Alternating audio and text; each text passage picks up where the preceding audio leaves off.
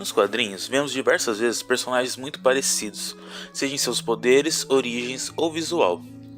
Mas na maior parte do tempo, isso pode ser visto como inspiração, coincidência e não importa muito, sendo no máximo um assunto interessante para um vídeo.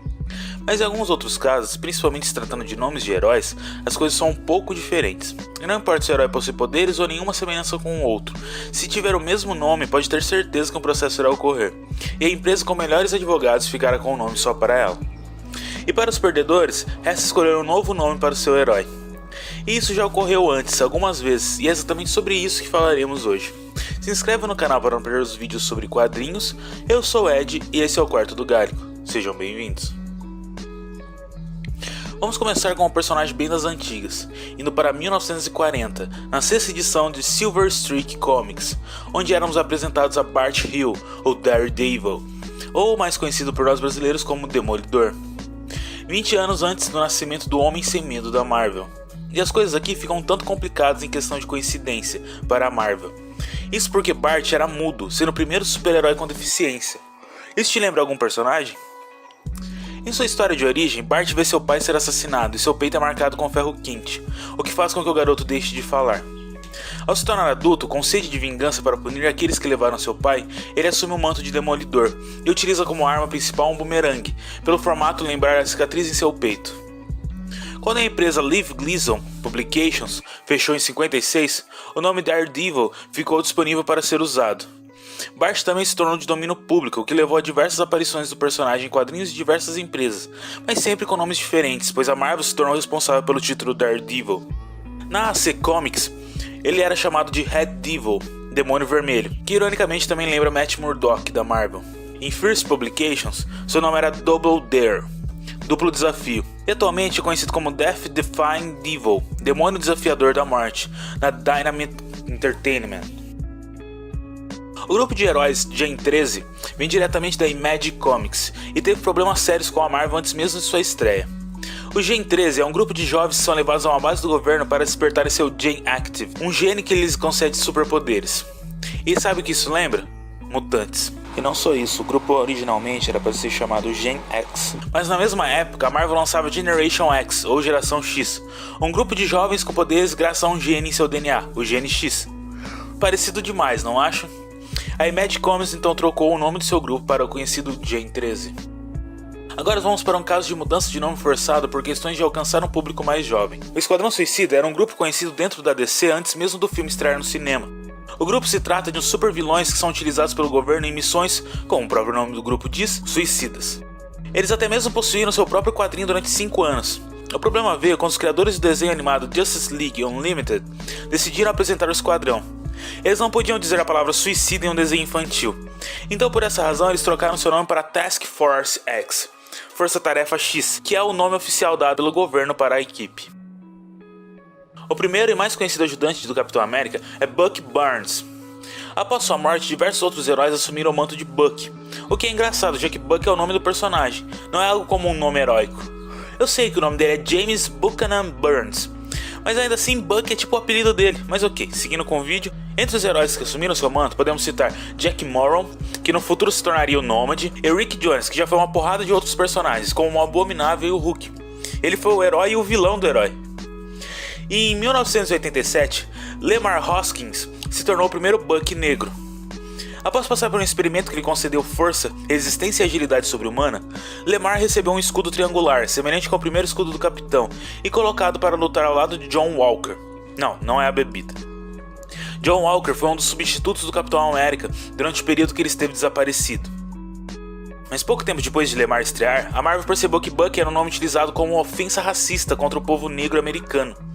Eles então decidiram trocar o nome heróico de Lemar para Battlestar, Estrela de Batalha, nome que ele manteve desde então. Shiva é um dos inimigos do Wolverine. O robô estreou em Wolverine 50, sendo o guarda de uma instalação da Arma X, que é ativado quando o mutante invade o local. Após essa primeira aparição, o inimigo retornou diversas vezes para dar trabalho ao Carcaju. Mas foi quando os mutantes ganharam seu desenho animado na década de 90, que é excelente, que a Marvel teve que trocar o nome do robô. Na verdade foi a Fox Network, a responsável por transmitir o desenho, que fez a mudança, passando a chamá-lo de Talos. E isso ocorreu pelo medo do nome Shiva ser relacionado com o nome do deus hinduísta. Alguns outros casos de desenhos animados que decidiram alterar o nome de seus personagens ocorreu na série animada do Homem-Aranha, que também é ótima, onde os produtores trocaram o nome do Sexteto Sinistro, Sinister Six no original, para Insidious Six, ou Seis Traiçoeiros. Isso ocorreu porque eles acreditavam que a palavra sinistro poderia ser assustadora para as crianças. O desenho do Surfista Prateado também sofreu algo parecido. Como eles não podiam dizer a palavra morte no desenho, eles trocaram o nome da amada de Thanos para Lady Caos. E no caso de Black Manta, inimigo do Aquaman, quando ele veio aparecer no desenho Justice League, os produtores tiveram que trocar seu nome para Devil Ray. Isso porque em 2006 uma outra empresa adquiriu os direitos do Aquaman para produzir uma série de TV. A série foi cancelada no piloto, mas ainda assim essa outra empresa possuía os direitos do herói submarino e de outros personagens ligados a ele, como por exemplo Black Manta. Por essa razão, Devil Ray foi criado. Ele não é realmente Black Manta, mas possui um uniforme parecido, poderes parecidos e é tão parecido que até parece que é o mesmo personagem. Um dos casos mais famosos de troca de nome é o caso de Shazam da DC. Quando foi criado em 1939, aparecendo na Wiz Comics número 2, Billy Batson se transformava num herói da Fawcett Comics, conhecido como Capitão Marvel, dizendo a palavra mágica Shazam. E na época a DC processou a Fawcett, dizendo que o personagem era uma cópia do Superman, o que está claramente errado, afinal de contas a origem de seus poderes, sua identidade real e os elementos de sua história não são nem um pouco parecidos com as de Clark Kent. E sabe por que, mesmo não fazendo sentido, rolou esse processo? Porque na época os quadrinhos do Shazam vendiam mais do que os quadrinhos do Superman. Graças ao processo, a Fawcett abandonou o herói na década de 50. E na década de 60, a Marvel trazia o personagem Kree Marvel em sua identidade heróica de Capitão Marvel. A DC viria a comprar a Fawcett e ficou impossibilitada de lançar uma série de quadrinhos com o nome do Capitão Marvel, ironicamente graças ao processo que ela mesma havia movido no passado. Então as aventuras de Billy eram publicadas no quadrinho Shazam. E depois de muito tempo dessa forma, a DC simplesmente decidiu mudar o nome do herói para Shazam. Mas é impressionante que isso só ocorreu em 2012 e eu jurava que o nome dele tinha sido mudado para Shazam há muito mais tempo que isso. Transformers ganhou fama sendo uma série animada de carros robôs alienígenas e uma batalha para proteger a humanidade. Como tudo que faz sucesso ganha uma continuação, Transformers ganhou a série Beast Wars, o qual mudava um pouco as coisas. Em vez de robôs disfarçados de carros na Terra contemporânea, tínhamos robôs disfarçados de dinossauros em uma Terra pré-histórica. O desenho possuía animação 3D, algo novo para a época, e era bem legal. No entanto, a série não recebeu esse nome em seu país de origem, o Canadá. Lá, a série era chamada de Beasts, porque os produtores acreditavam que a palavra Wars, guerra, era muito pesado para as crianças. Garabê de Bashur é um mutante que normalmente se encontra enfrentando Deadpool. Ele possui o poder de armazenar qualquer dado eletrônico que desejar em sua mente. Xavier o acolheu e o treinou, até descobrir que Bashur desejava utilizar seus poderes para ganho próprio. Sendo expulso do Instituto Xavier, Bashir realmente utilizou seus poderes para ganhar uma fortuna e fundou um grupo de mercenários chamado de Executive Elite, Elite Executiva, e assumiu o nome de Conquest.